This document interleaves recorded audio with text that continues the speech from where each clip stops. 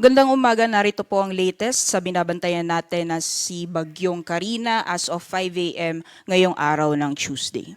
So unahin po muna natin yung latest satellite image. Itong sentro nitong si Bagyong Karina or si Typhoon Karina as of 4 a.m. ay huli itong namataan sa layang 380 kilometers silangan ng Apari, Cagayan.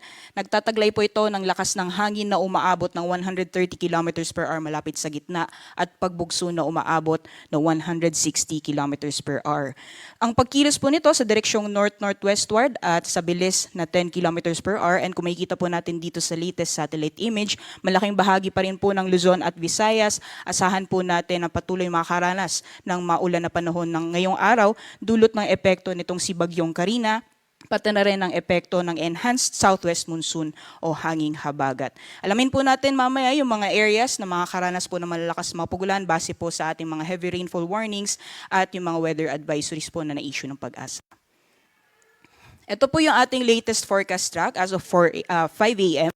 Base po sa ating latest forecast track, nakikita po natin na mananatiling malayo yung sentro nitong si Bagyong Karina habang binabaybay yung silangang karagatan ng extreme northern Luzon. And kung makikita din po natin, walang anumang bahagi po ng ating bansa ang nakapaloob dito sa cone of probability or yung area na posibleng lapitan ng sentro nitong si Bagyong Karina. Kung may landfall scenario man po tayo, most likely dito sa may north portion or northern portion ng Taiwan bago po tuluyang itong lumabas ng ating Philippine Area of Responsibility. At inaasahan po din po natin, medyo may kabilisan yung magiging pagkilos nito within the next 24 hours or sa darating na Wednesday.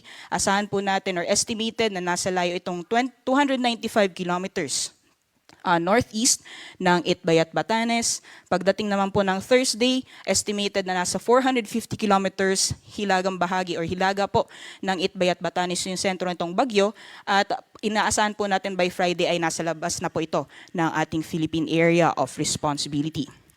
At kung makikita din po natin sa ating latest track forecast, itong area na highlighted ng yellow, yan po yung malalakas na hangin na dala nitong si Bagyong Karina. At kung makikita po natin dito sa may eastern section ng Luzon, ay may ilang bahagi po ng ating bansa ang naapektuhan ng malalakas na hangin na dulot nitong bagyo. Kaya nakataas po yung tropical cyclone wind signal number 1 sa ilang bahagi po ng Luzon. Particularly, ito po yung areas na highlighted ng light blue.